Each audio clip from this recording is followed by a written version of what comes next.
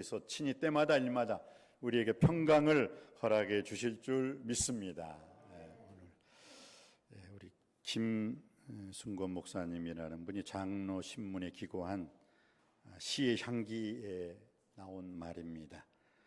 6.25 사변 한국 전쟁이 있은 지 온 72년 그날로 돌아가 상상하면 가슴 아픈 6.25 사변이어라. 6.25 사변으로 목숨까지 잃고 죽어간 희생자들이 이 나라를 살려낸 애국자들임을 기억하고 알아주고 이 땅의 역사의 길이 남을 이름이어라 라고 말을 하고 있습니다. 그렇습니다. 오늘 이스라엘 백성들이 지금 현재 이스라엘은 과거의 이스라엘과는 많이 다릅니다. 그들은 애굽의 430년이라는 종로릇, 그것 이후에 또 바벨론의 70년의 포로 생활을 하게 됩니다. 그러면서 그들이 깨달은 것이 있습니다. 다시는 종노릇하지 말자. 다시는 바벨론의 70년의 포로 생활하지 말자. 그 이스라엘, 북이스라엘의 19대 왕들 다 하나님 말씀대로 살지 못했어요. 여로보암의 길을 따라갔다. 남유다도 뭐 그렇게 물론 훌륭한 임금들도 있었습니다만 남유다도 결국 마지막이 어떻게 됩니까? 결국은 두 눈 뽑히고 다 바벨론으로 끌려감으로 말미암아 또 그 586년이라는 바벨론에 의해서 BC 586년에 멸망당하고 맙니다. 뭐 전쟁 한번 제대로 치르지 못하고 끌려가는 거죠. 그러면서 그들이 기억한 게 있습니다. 다시는 종노릇하지 말자. 전쟁을 했지만 전쟁에서 패배하여 수치와 치욕과 부끄러움의 그 노예 생활하지 말자. 혹시 여러분 그 헤브라이 노예들의 합창 나부코라는 것, 느부갓네살 왕을 의미하죠. 그걸 한번 들어보면 가슴이 찡해요. 한번 여러분 들어보시기 바랍니다. 그 히브리 노예들의 합창이라는 것 한번 여러분들이 그 유튜브에 쳐보면 그 가슴이 절절해요. 더 이상의 그 아픔과 고통과 슬픔 속에 살지 말자는 그 애절한 찬양이 그 속에 아주 웅장하게 나와 있어요. 아주 저는 그것을 들으면서 좀 전율을 느꼈어요. 오늘 신명기 32장 7절 말씀이죠. 이스라엘 사람들에게 있어서 상당히 중요한 말씀이죠. 한번 다 같이 받들어 읽겠습니다. 시작. 옛날을 기억하라. 역대의 연대를 생각하라. 내 아버지에게 물으라. 그가 내게 설명할 것이요. 내 어른들에게 물으라. 그들이 내게 말하리로다. 아멘. 6월절 마지막 피, 개구리, 이, 파리, 악질, 독종, 우박, 메뚜기, 흑암, 장자의 죽음 마지막 애굽의 열재앙을 통해 가지고 이스라엘 백성들이 6월절 어린 양 거기에서 어린 양을 잡아먹고 그것도 일어서서 그만큼 급박하다는 뜻이죠. 일어서서 그 어린 양의 고기를 먹으면서 결국은 출애굽하게 됩니다. 그러면서 그들에게 있어서 그 430년이라는 그 노예 생활 그것을 완전히 씻어버리고 이제 적과 꿀이 흐르는 가나안 땅에 들어가야 되는데 결국 또 그들은 광야에서 원망하고 불평하고 불만함으로 말미암아 하나님께서 그들 다시 뒤로 돌아 해가지고 어떡합니까? 가네스 바네까지 가는데 2년 걸렸는데 어떻게 됐어요? 다시 38년이라는 그 긴 세월을 원망하는 그들을 불평하는 그들을 불만을 토하는 그들을 여호와께 감사하라. 그는 선하시며 그 인자하심이 영원하미로다. 그 감사를 깨닫게 하기 위해서 40년을 이스라엘 광야에서 돌립니다. 40년이라는 긴 세월을. 과연 우리나라 대한민국 어떻습니까? 6.25에 대해서 제가 잘 몰라가지고 저희 아버지에게 물어본 적이 있어요. 왜냐 모르니까.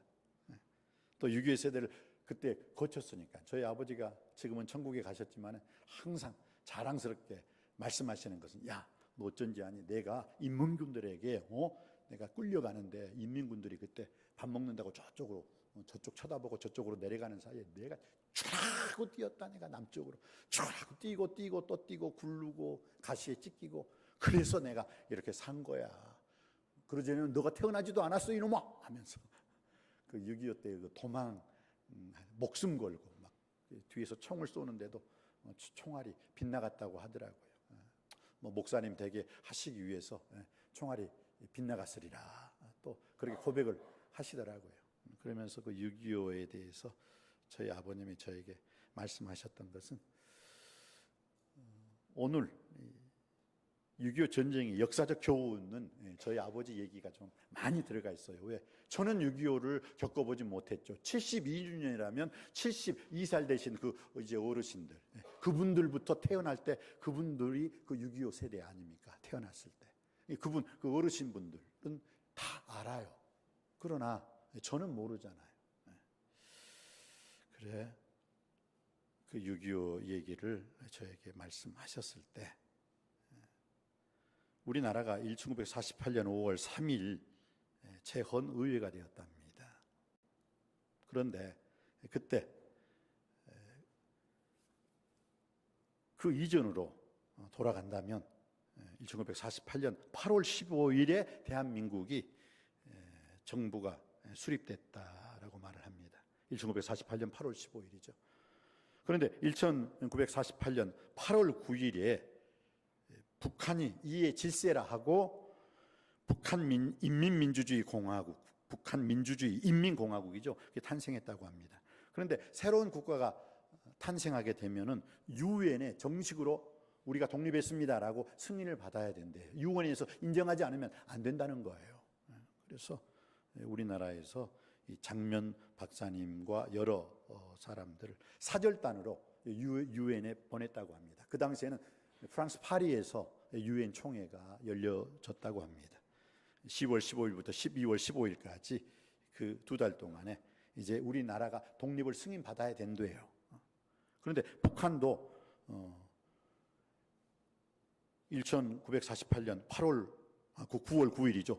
북한 인민주의 인민공화국 이것을 이제 유엔에게 우리들도 새로운 신생 국가다라고 인정받으려고 했는데 북한은 거절당해요. 우리나라는 유엔에 들어가는데 북한은 거절당해요. 물론 뭐 서류가 미비됐는지 어떤 이유로든 그 공항에서 거절을 해버려요. 그리고 이제 우리나라가 1948년 8월 15일 대한민국 수립이 되었고 유엔의 인정을 받으려고 그 프랑스 파리에 가게 됩니다. 그런데 이 소련에서 무조건 반대하는 거예요. 무조건 그냥 안 된다. 저 대한민국은 이승만 정부가 독재 정권이다 그러면서 미국이 앞잡이다 막 하면서 그냥 소련에서 무조건 반대하는 거예요. 그 사람이 누구냐? 비신스크라는 소련 대표였습니다. 그리고 그 사람이 끝나면 또 그 소련의 그 뒤를 이어가지고 그냥 폴란드가 마이크 들고 그리고 난 다음에 동독이 반대한다 해가지고 의도적으로 반대를 했어요. 그래서 10월 15일에부터 시작했는데 12월 15일이면 끝나요. 이제 유엔은. 그럼 뭐예요? 우리는 신생 국가로서 나라를 인정받지 못하거든요. 그런데 바로 12월 14일 날 이 장면 씨와 그의 우리나라 대표 사절단들이 독실한 기독교 신자였답니다. 이 장면 박사님. 그래서 간절히 기도를 했대요. 12월 14일에 내일이면 끝이 납니다. 하나님 도와주세요. 이 나라와 이 민족 새롭게 시작하고자 하는데 하나님 원수마귀 사탄들 방해하지 말게 하여 주시옵소서. 이제 12월 15일이 되었답니다. 역시나 그 비신스키가 또 마이크 들고 그 다음에 또 다음 폴란드 그 다음에 동독 이게 다 준비가 되어 있어요. 왜? 의도적으로 반대하려고. 마이크 잡고 계속 시간을 끌면은 어떻게 할 수가 없으니까. 그런데 이 비신스키 이 소련 대표자가 마이크 들고 10분 후에 갑자기 성대 결절이 일어나요. 그래서 말을 하고 반대하는데 목이 그냥 확 말이 안 나와. 성대 결절이 일어나 버린 거예요. 그러다 보니까 어떻게 합니까? 바로 앰뷸런스에 실려가요. 그런데 그 다음에 누가 이 폴란드 대표가 이제 또 반대해야 되는데 항상 이 비신스키가 마이크 잡으면 2시간 이상 막 떠들거든요. 아무 말도 안 해요. 무조건 반대야 그냥. 그러니까 이 폴란드 대표는 아이고 2시간 후에 나와야지 하고 밖에 나가서 커피 마시고 노닥거리고 놀고 있었어. 왜? 2시간 후에 이제 자기가 반대하겠다 이거지. 근데 뭐예요? 10분도 안 돼서 목에 결절이 일어나 앰뷸런스에 실려가고 난 다음에 유엔 사회자가 또 말할 사람 없습니까? 그런데 뭐예요? 그 다음에 그 사람은 커피 마시고 놀고 있는데, 그러니까 없어요. 그럼 표결에 들어가겠습니다. 찬성. 대한민국 국가 1948년 8월 15일 찬성합니까? 반대합니까? 딱 했는데 47대 8로 대한민국이 승인이 됩니다. 할렐루야. 얼마나 감사한 일입니까? 왜 이게 중요한 거냐? 그리고 난 다음에 딱 1년 6개월 만에 6.25가 발발하기 때문에 그래요. 근데 6.25가 발발했을 때 어떻게 됩니까? 유엔에서, 아니 유엔이 승인한 나라 대한민국을 감히 불법 침략을 해? 아니 이거 이런 버릇없는, 그러면서 유엔이 가만히 있질 않았어요. 그래서 유엔이 16개국 나라 군대를 파견했고 47개 나라는 그 물자와 무기를 제공해 주었습니다. 물론 그 유엔이 우리나라를 인정했다고 해서 유엔에서 파병을 할 때에는 그것을 또 유엔에는 안전보장이사회가 있어요. 물론 여러 나라가 있지만 그 안전보장이사회에 상임이사가 5나라가 있습니다. 미국, 영국, 소련, 프랑스, 중국, 이 5나라, 미, 영, 소, 푸, 중, 이 5나라가 어느 나라라도 거부권을 행사하고 어느 나라라도 반대하면 안 되는 거예요. 참전 안 되는 거예요. 근데 우리나라는 16개국이 참전했잖아요. 어떻게 됐느냐? 그때도 역시 소련에서 무조건 반대하겠다고 파견을 했는데, 이 소련 대표자가 유엔의 이 회의에 참석을 못했답니다. 여러 가지에 지금까지 모른대요. 그거 정설이 없대요. 정설. 근데 3가지로 사람들이 말해요. 그 사람이 설사해가지고 화장실에 가 있었다. 설사해가지고. 2번째는 그 사람이 비행기가 연착돼가지고 비행기를 타지 못했다. 또 3번째는 그 다음 살에 그 사람 소련 대표가 오고 있는 중에 자동차 사고가 났다. 근데 어느 게 진짜인지 정설이 지금까지 알 수가 없어요.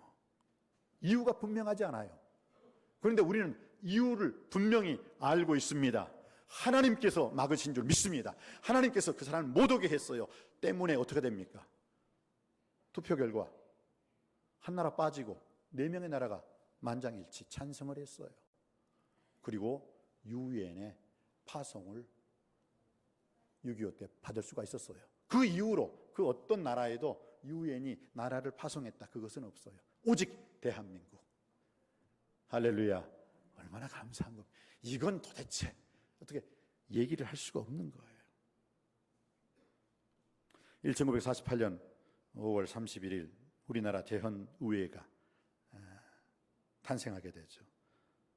첫 번째 의회를 이끌어가기 위해서는 의장을 먼저 선출해야 돼요. 그때 그 이승만 대통령, 초대 우리 대통령이 되는 거죠. 이승만 장로님이 이제 초대 의장이 되는데, 초대 의장이 선출되면 그 다음부터 의장이 나와가지고 모든 순서를 이끌어가야 하잖아요.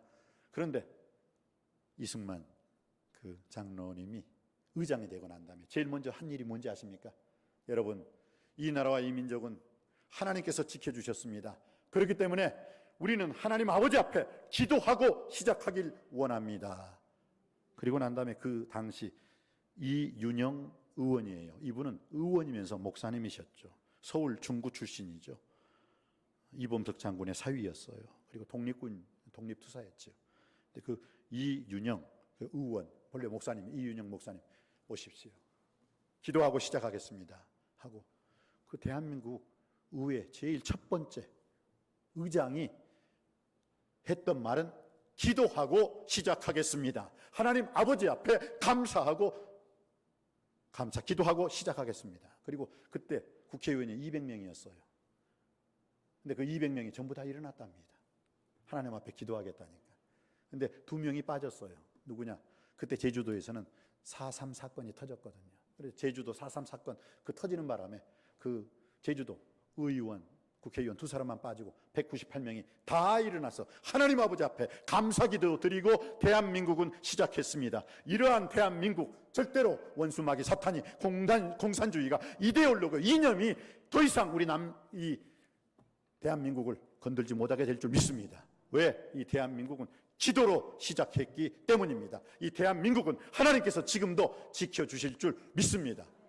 세상에 그 어떤 나라도 기도로서 시작한 나라가 어디 있습니까? 물론 미국은 대통령이 되면 어떻게 해요? 성경에 손을 얹고 선서하고 시작합니다. 그렇지만 어떤 나라가 처음 국회를 열었을 때 하나님이 지켜주십니다. 하나님이 이 나라의 왕이요 주인이요 인도자 되십니다. 하나님 앞에 감사기도 하고 시작하겠습니다.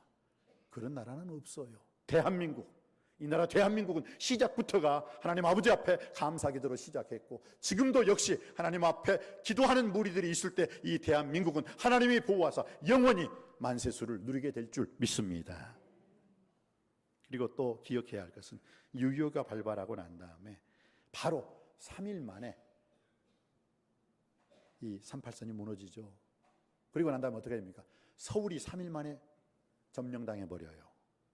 그리고 난 다음에 그 밑으로 쫙 내려오면 더 이상 뭐 할 게 없죠. 그런데 이 3일, 이 기적이라는 말이 있습니다. 3일의 기적. 왜냐? 서울에서 3일 만에, 그러니까 6월 25일, 26일, 27일 3일 딱 하고 이 서울에서 내려가야 되는데 북한 김일성이 계속해서 그 내려가라고 했는데 무슨 이유인지는 모르지만 3일을 더 있어요. 근데 바로 이 3일 때 3일 만에 이 3일 지체하는 그 순간에 유엔군이 투입될 수 있었고 낙동강 정선이 구축될 수 있었고 이 3일의 시간이 우리 전쟁의 전사라고 하거든요. 전쟁의 역사를 쓰는 사람, 전사를 쓰는 사람들에 의해서는 이 3일의 기적이 일어났던 것이다 라고 말을 하고 있습니다. 그리고 마지막 우리 6.25를 통해서 우리가 꼭 기억해야 할 것은 인천 상륙작전이죠. 그런데 이 인천 상륙작전을 말하기 전에 참 가슴 아픈 얘기가 있어요. 그와 동시대에 터졌던 상륙작전이 학도병 장사리 상륙작전입니다. 이 성동격서라는 말이 있습니다. 동쪽에서 소리를 질러요. 그러면 사람들이 다 동쪽을 쳐다보는데 서쪽을 때려요. 물론 이건 전술 전략의 하나의 작전입니다. 성동격서, 동쪽에 소리를 지르고 결국은 사람들이 저기를 쳐다보는 순간 서쪽을 때리는 거예요. 인천 상륙작전이 실시됐을 때 이 학도병들로 이루어진 장사리 상륙작전이 딴 곳에서 진행됩니다.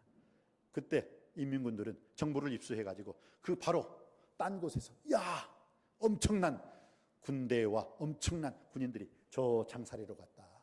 인천하고는 상관이 없는. 그쪽으로 많은 인민군들의 주력부대가 그쪽으로 다 가요. 거기를 지키겠다고. 근데 어떻습니까? 바로 그때 메가다 장군은 인천 상륙작전을 개시했던 거예요. 인민군들이 다 저쪽 쳐다보고 있는 그 순간에. 물론 거기에 대한 얘기가 많이 있습니다. 그때 메가다 장군이 얼마나 그때 위급했냐면 이승만 대통령에게 제주도로 내려가십시오. 거기에 임시초소를 만드십시오. 그러니까 임시정부죠. 제주도. 그러지 않으면 일본 오사카에 자리를 마련해 줄 테니까 그쪽으로 가십시오 라고 말을 했습니다. 그때 이승만 대통령은 내가 진해 앞바다에서 빠져 죽을지언정 나는 절대로 우리의 정부를 옮기지 않겠다 라고 말을 합니다. 그리고 그 진해에서 첫 번째 예배 드렸을 때 그 나온영 교수님이 지휘를 했는데 그때 시편 23편 여호와는 나의 목자시니 바로 그때 바로 그 전날 작곡을 하고 작사해서 바로 그 첫 번째 예배 때 많은 사람들이 그것을 부르면서 나온영 교수가 지휘를 하면서 먼저 그 곡에 대해서 제가 밤새워 잠을 못 잤습니다.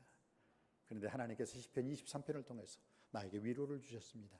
이 찬양을 함께 은혜 받고자 합니다 했을 때 성가 대원들이 차마 그 노래를 제대로 못 부르고 다 눈물을 흘렸대요. 대통령도 대통령 부인도 모든 사람들도 거기서 그 찬양을 들으면서 눈물을 흘릴 수밖에 없었다라는 것입니다. 그 인천 상륙작전이 성공적으로 끝날 수밖에 없었던 것은 바로 장사리 상륙작전이 먼저 있었고, 거기에 대해서 일반 군인이 아니라 학도병, 나이가 15살, 16살, 17살, 20살, 24살, 바로 그 사람들 거의 대부분이 17, 18살이었어요. 근데 그들에게 우리나라에서 지급해 준 것은 무엇이었습니까? 그들을 특공대원으로 사용하기 위해서가 아니었어요. 그들을 총알바지로 사용하기 위해서 그런 게 아니었어요. 그만큼 사람이 없었어요. 군인이 없었어요. 어쩔 수 없이 그들을 보낸 거예요. 그리고 그 통솔자에게 3일을 버텨라. 3일만 버텨라. 그리고 우리의 군복을 입힌 게 아니라 인민군복을 입혔어요. 그리고 그들에게 미숫가리와 건빵 딱 3일치 분량. 그 다음에는 어떻게 할 수가 없었던 거예요. 인민군복을 입히고 건빵 3일치, 미숫가루, 그것만 주고 보낸 거예요. 아무것도 몰랐던 그 17살, 18살 그 학도병들은 그 배 안에서 뭣도 모르고 아무것도 모르기 때문에 그들을 인도한 그 장교만이 한염없는 눈물을 흘렸답니다. 딱 군사교육 2주만 받고 출발했는데, 그것도 17살, 18살짜리들이 뭘 알아요? 근데 그네들의 희생이 있었다는 거예요. 장사리 상륙작전이 있었기 때문에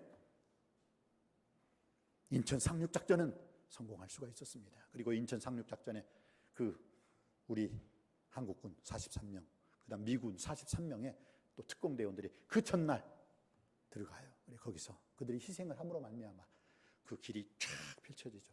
아마 인천 상륙작전이라는 영화가 나왔습니다. 그게 바로 실화를 바탕으로 한 것이기 때문에 여러분들이 그걸 보면은 더욱더 인천 상륙작전이 어떻게 이루어졌던가, 그들의 그 희생이 아니었던들,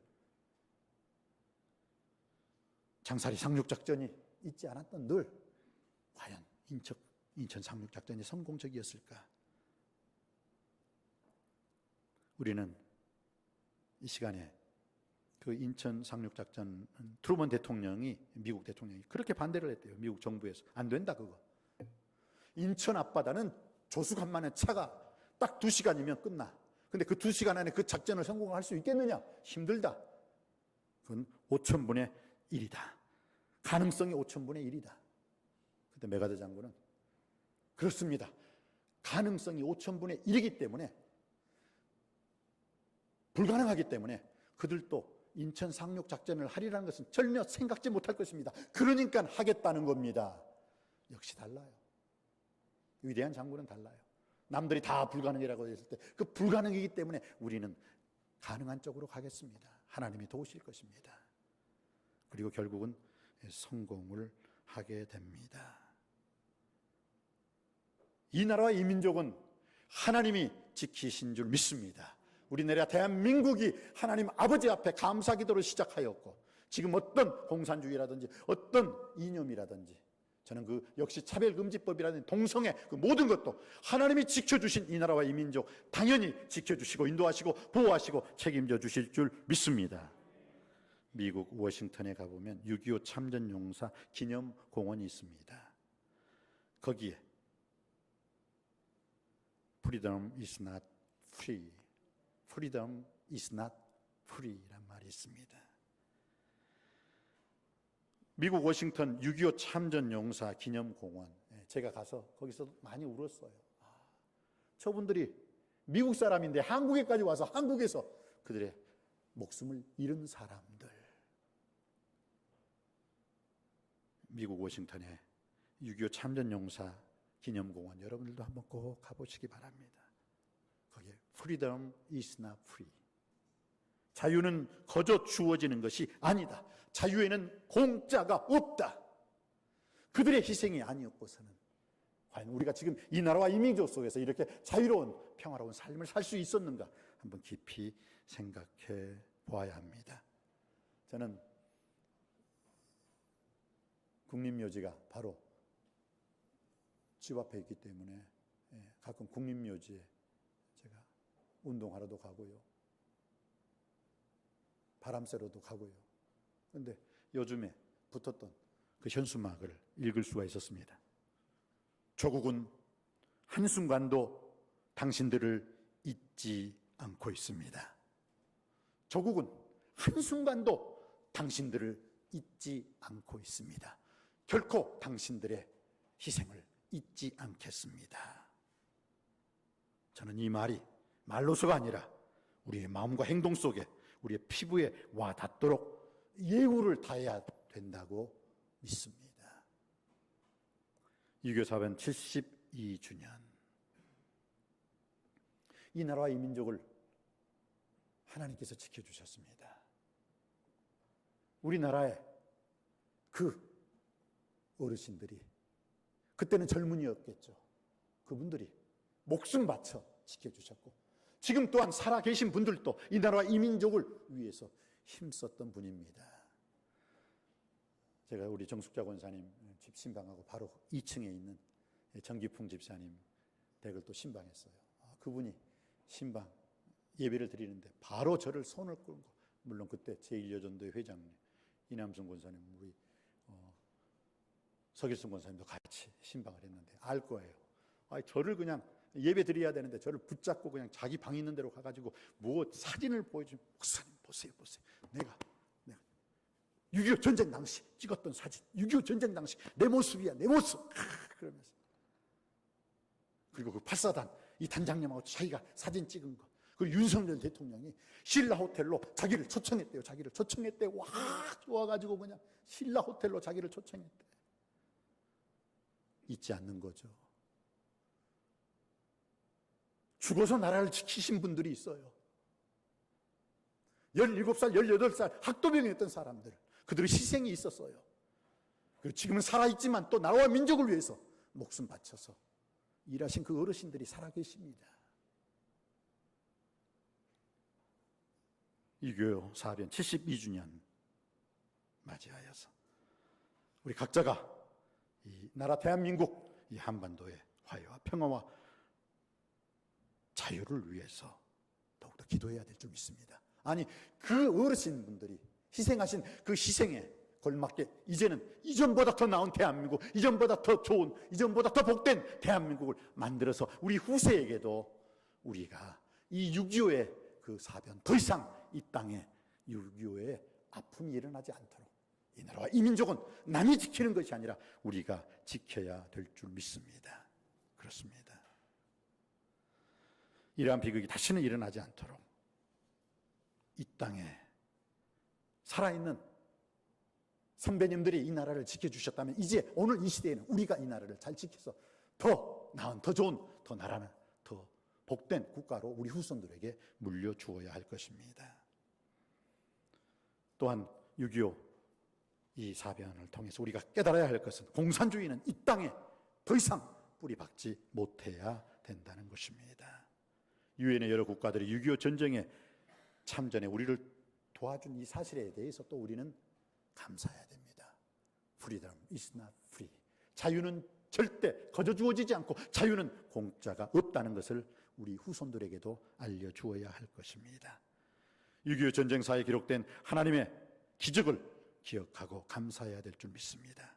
그리고 우리는 영적으로 깨어 기도해야 될 줄 믿습니다. 다시는 동족상잔의 비극 일어나지 않게 하여 주옵소서. 에레미야 33장 3절에 보면은 그 에레미야가 나라와 민족을 위해서 강국한 충직한 충언을 말을 합니다. 그때 그 나라 임금이 에레미야를 감옥 속에 가두어 버립니다. 그때 에레미야가 눈물을 흘리면서 이 나라와 이 민족은 하나님 말씀대로 살지 않으면, 하나님 말씀을 버리고 떠났다니까 그 하나님 말씀을 다시 되찾지 않으면 이 나라 이 민족은 죽을 수밖에 없습니다. 멸망할 수밖에 없습니다. 그런데 그게 듣기 싫었던 거예요. 그래서 에레미야를 감옥에 가두어 버려요.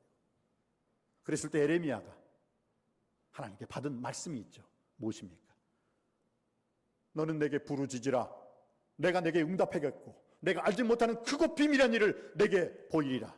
이건 나라와 민족을 위해서 감옥에 갇혔던 그 에레미야에게 주신 살아계신 하나님의 말씀입니다. 오늘 이 시대 우리가 6.25 그 사변, 절대로 이길 수 없는 그 전쟁이었지만 하나님께서 함께하여 주심으로 말미암아 유엔의 참전과 미국과 또 우리 나라의 그 17, 18 그 학도병 그 이상으로 또 우리의 군인들이 목숨 바쳐 생명 바쳐 이 나라와 이 민족을 지켰습니다. 이제 우리가 이 나라와 이 민족을 지킴으로 말미암아 우리의 다음 세대에게는 더 나은 더 좋은 더 복된 국가를 물려줘야 될 줄 믿습니다.